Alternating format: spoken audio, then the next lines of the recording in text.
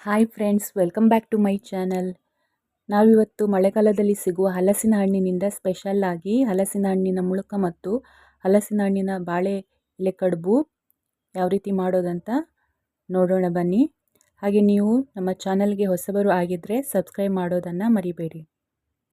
ಮೊದಲಿಗೆ ಹಲಸಿನ ಹಣ್ಣನ್ನು ನಾವು ಈ ರೀತಿ ಚಿಕ್ಕ ಚಿಕ್ಕ ಪೀಸ್ಗಳನ್ನಾಗಿ ಮಾಡ್ಕೊಂಡಿದ್ದೀವಿ. ಹಲಸಿನ ಹಣ್ಣು ಮುಳುಕ ಮಾಡಲಿಕ್ಕೆ 1.5 ಕಪ್ಪು ಹಲಸಿನ ಹಣ್ಣಿನ ಸೊಳೆಯನ್ನು ತಗೊಂಡು ಮಿಕ್ಸಿಯಲ್ಲಿ ಸ್ವಲ್ಪ ನುಣ್ಣಗೆ ರುಬ್ಕೊಂಡಿದ್ದೀವಿ. ಮಿಕ್ಸಿಯಲ್ಲಿ ಸ್ವಲ್ಪ ರುಬ್ಕೊಂಡು ನಾವು ಗ್ರೈಂಡರ್ಗೆ ಹಾಕ್ತೀವಿ. ಹಾಗೆ ಹಸಿ ತೆಂಗಿನಕಾಯಿ ತುರಿಯನ್ನು ಅರ್ಧ ಕಪ್ ತಗೊಂಡಿದ್ದೀವಿ. ಹಾಗೆ ಅಕ್ಕಿನ 1 ಕಪ್ಪು ತಗೊಂಡಿದ್ದೀವಿ.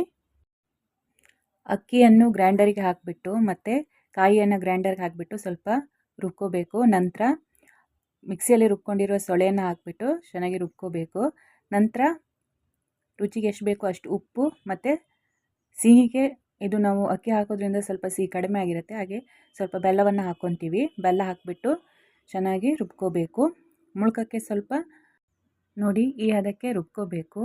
ನಂತರ ಒಂದು ಪಾತ್ರೆಗೆ ಸ್ವಲ್ಪ ಎಣ್ಣೆ ಹಾಕಿಬಿಟ್ಟು ಎಣ್ಣೆ ಕಾದ್ಮೇಲೆ ಮೀಡಿಯಮ್ ಉರಿಯಲ್ಲಿ ಇಟ್ಕೊಂಡು ಹಲಸಿನ ಹಣ್ಣಿನ ಮುಳುಕವನ್ನು ಕಾಸ್ಕೋಬೇಕು.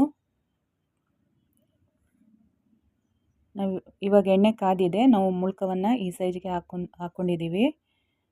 ನೋಡಿ ಮುಳುಕ ಎಷ್ಟು ಚೆನ್ನಾಗಿ ಬಂದಿದೆ. ನೀವು ಕೂಡ ಈ ರೆಸಿಪಿಯನ್ನು ಮಾಡಿ ನೋಡಿ. ಮಳೆಗಾಲದಲ್ಲಿ ಬಿಸಿ ಬಿಸಿಯಾಗಿ ತಿನ್ನಲಿಕ್ಕೆ ತುಂಬ ರುಚಿಯಾಗಿರುತ್ತೆ. ಹಾಗೆ ಬಾಳೆ ಎಲೆ ಕಡುಬು ಯಾವ ರೀತಿ ಮಾಡೋದಂತ ನೋಡೋಣ ಬನ್ನಿ. ನಾವು ಇದಕ್ಕೆ 2 ಕಪ್ ಆಗುವಷ್ಟು ಹಲಸಿನ ಹಣ್ಣಿನ ಸೊಳೆಯನ್ನು ತಗೊಂಡಿದ್ದೀವಿ. ಸೇಮ್ ಮುಳುಕ ಮಾಡಿದ ಮೆಥಡಲ್ಲೇ ಮಾಡ್ತಾಯಿದ್ದೀವಿ. ಹಾಗೆ ಸ್ವಲ್ಪ ಜಾಸ್ತಿ 2 ಕಪ್ ಆಗುವಷ್ಟು ಹಲಸಿನ ಹಣ್ಣಿನ ಸೊಳೆನ ತೊಗೊಂಡಿದ್ದೀವಿ. ಹಾಗೆ ಅಕ್ಕಿ ಸ್ವಲ್ಪ ಜಾಸ್ತಿನ ತೊಗೊಂಡಿದ್ದೀವಿ. ಕಾಯಿನೂ ಸ್ವಲ್ಪ ಜಾಸ್ತಿನ ತೊಗೊಂಡಿದ್ದೀವಿ. ಮಿಕ್ಸಿಯಲ್ಲಿ ಹಲಸಿನ ಹಣ್ಣಿನ ಸೊಳೆಯನ್ನು ರುಬ್ಬಿಟ್ಟು ಗ್ರೈಂಡರ್ಗೆ ಅಕ್ಕಿಯನ್ನು ಹಾಕಿಬಿಟ್ಟು ಸ್ವಲ್ಪ ಕಾಯಿಯನ್ನು ಹಾಕಿಬಿಟ್ಟು ಹಾಗೆ ರುಬ್ಬಿರುವ ಹಲಸಿನ ಹಣ್ಣಿನ ಸೊಳೆಯನ್ನು ಹಾಕಿಬಿಟ್ಟು ಚೆನ್ನಾಗಿ ರುಬ್ಕೋಬೇಕು. ನಂತರ ರುಚಿಗೆ ಎಷ್ಟು ಬೇಕೋ ಅಷ್ಟು ಉಪ್ಪನ್ನು ಹಾಕಿಬಿಟ್ಟು ಮತ್ತು ಬೆಲ್ಲವನ್ನು ಹಾಕಿಬಿಟ್ಟು ರುಬ್ಕೋಬೇಕು. ನೋಡಿ ಈ ಅದಕ್ಕೆ ರುಬ್ಕೊಂಡ್ರೆ ಸಾಕು. ನಾವು ಬಾಳೆ ಎಲೆಯಲ್ಲಿ ಸ್ವಲ್ಪ ಈ ರೀತಿ ಹಿಟ್ಟನ್ನು ಹಾಕಿಬಿಟ್ಟು ಈ ರೀತಿ ಮಡಚಿಬಿಟ್ಟು ಅದನ್ನು ಇಡ್ಲಿ ಪಾತ್ರೆಯಲ್ಲಿ ಬೇಯಿಸ್ಕೊತೀವಿ. ಬಾಳೆ ಎಲೆಯನ್ನು ಚೆನ್ನಾಗಿ ಬಾಡಿಸ್ಕೊಂಡ್ರೆ ಮಾತ್ರ ಆ ರೀತಿ ಫೋಲ್ಡ್ ಮಾಡಲಿಕ್ಕೆ ತುಂಬ ಈಸಿ ಆಗುತ್ತೆ.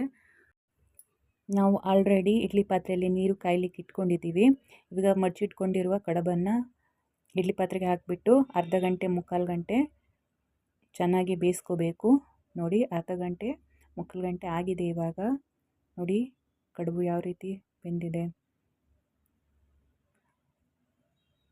ನೋಡಿ ಒಳಗಡೆ ಯಾವ ರೀತಿ ಬಂದಿದೆ ಅಂತ. ತುಂಬ ಮೆತ್ತಗೆ ಸಾಫ್ಟಾಗಿ ಇದೆ.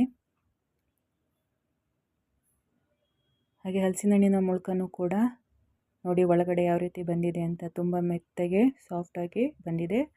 ಫ್ರೆಂಡ್ಸ್, ನಿಮಗೆ ಈ ರೆಸಿಪಿ ಇಷ್ಟ ಆದರೆ ನಮ್ಮ ಚಾನಲನ್ನು ಸಬ್ಸ್ಕ್ರೈಬ್ ಮಾಡ್ಕೊಳ್ಳಿ. ಹಾಗೆ ಲೈಕ್ ಮಾಡಿ, ಶೇರ್ ಮಾಡಿ, ಕಮೆಂಟ್ ಮಾಡಿ.